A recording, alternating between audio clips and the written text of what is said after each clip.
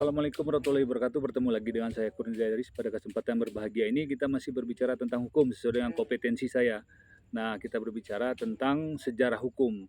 Nah, sebelum kita lanjutkan, mohon kepada kawan-kawan untuk bisa mensubscribe, like, share, and comment channel kami ini. Nah, kesempatan berbicara tentang sejarah hukum ini sengaja saya pilih di Depati Kopi ini. Saya dikelilingi oleh kopi karena kopi juga termasuk minuman yang tua. Sejarah hukum juga kita berbicara tentang masa lalu yang cukup jauh, sekitar lebih kurang 400 sampai 500 sebelum Masehi. Kita berbicara tentang itu.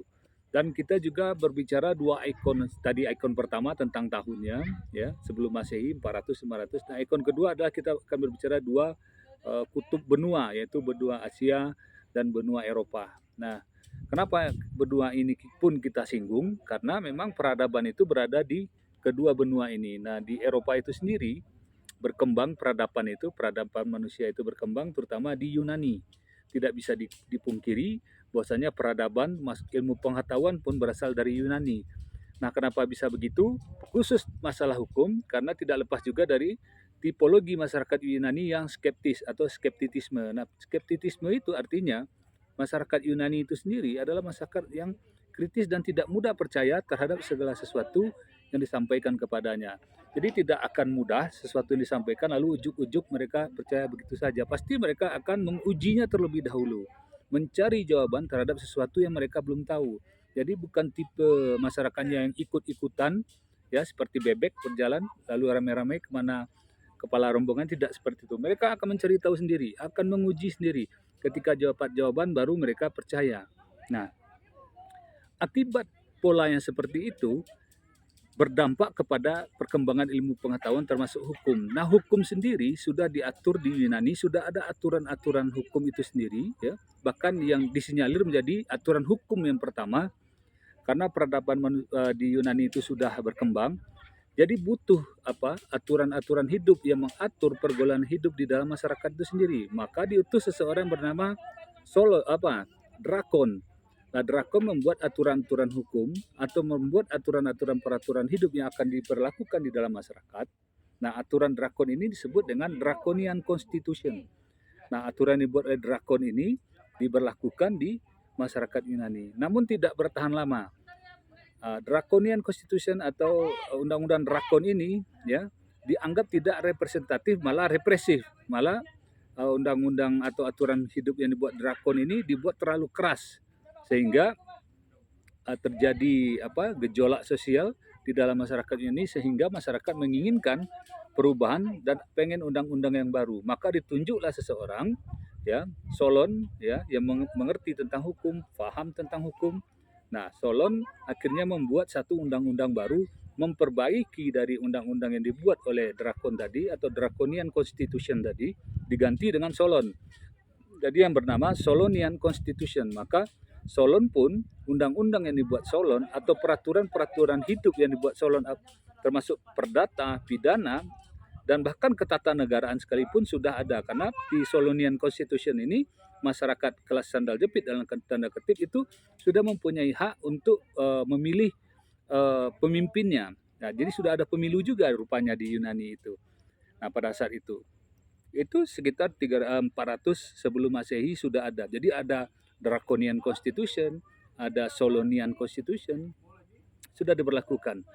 Nah, terus itu berkembang ya sampai titiknya ketika peradaban Yunani ini runtuh oleh kedikdayaan peradaban Romawi. Nah, runtuh. Nah, akhirnya Imperium Romawi ini menguasai Eropa dan menguasai bahkan Asia sebahagiannya. Nah, itu juga berdampak terhadap perkembangan hukum itu sendiri.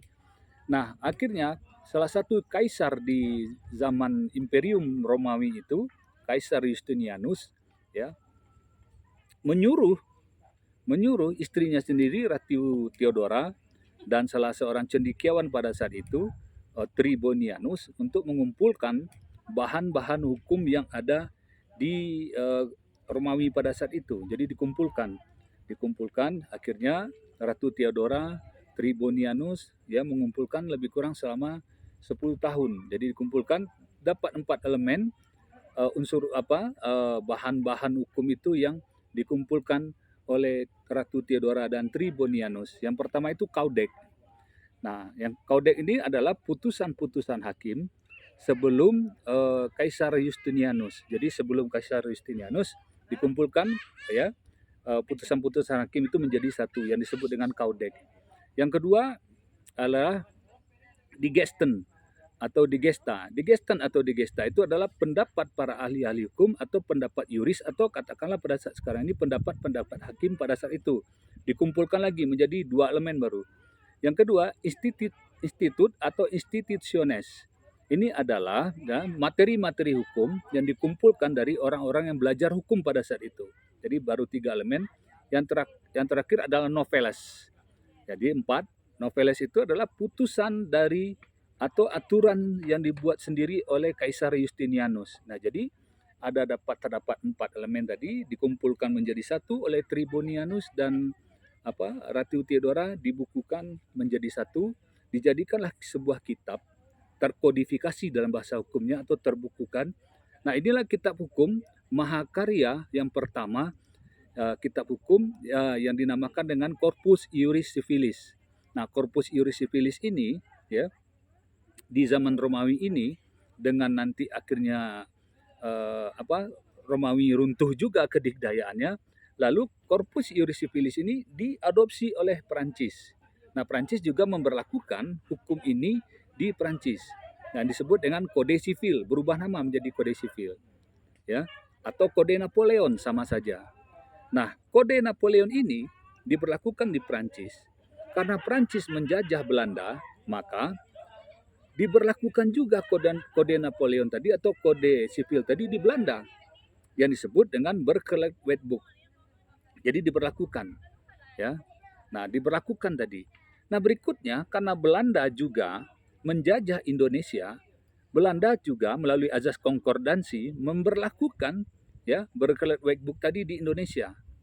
Nah, akhirnya terjadi simultan ya dari Yunani ke Romawi, Romawi ke Prancis, Prancis ke Belanda, Belanda akhirnya karena menjajah Indonesia juga diberlakukan hukum tadi atau kitab tadi juga dibawa ke Indonesia melalui azas konkordansi. Nah, jelas itu nampak sekali dari mana asal mula hukum ini berkembang sampai ke Indonesia. Nah, jadi hukum yang ada di Indonesia sekarang ini adalah hukum yang saripatinya walaupun dari Belanda sebelumnya berasal dari Yunani. Namun di Indonesia berganti nama dengan kalau yang Berkeley Wetboek dari Belanda di Indonesia diganti dengan hukum perdata. Lalu timbul pertanyaan, hukum perdata ini dari mana lagi? Nah, hukum perdata itu hanya nama penamaannya saja ya atau nomenklaturnya saja ya. Jadi nomenklatur hukum perdata tadi berasal dari bahasa Jawa kuno. Nah, artinya pradoto. Nah, pradoto itu sendiri artinya bertengkar atau pertengkaran.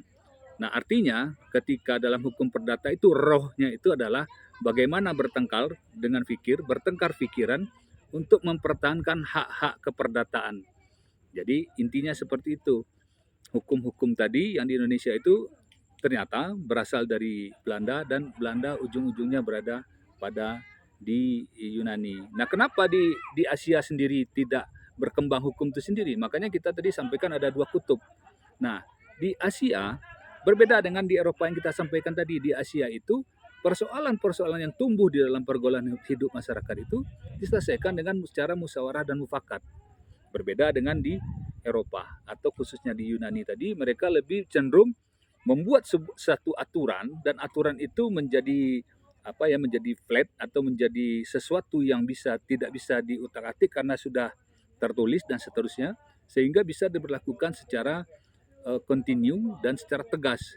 Namun kalau di Asia itu kalau persoalan-persoalan hidup itu yang ada di dalam masyarakat itu diselesaikan dengan cara bermusyawarah, bertemu dan diselesaikan dengan cara baik-baik.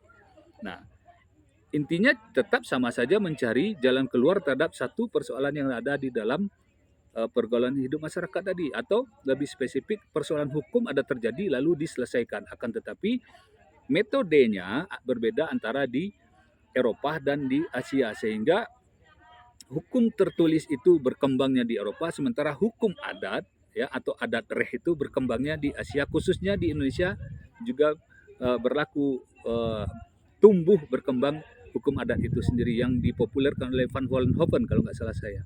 Begitu juga di Malaysia ada hukum adatnya, di Thailand, di Cina juga hukum adat. Nah itu tidak lepas dari tipologi masyarakatnya itu sendiri yang tidak yang tidak seperti di Eropa tadi, mereka lebih cenderung mengedepankan bagaimana menyelesaikan persoalan dengan cara bermufakat.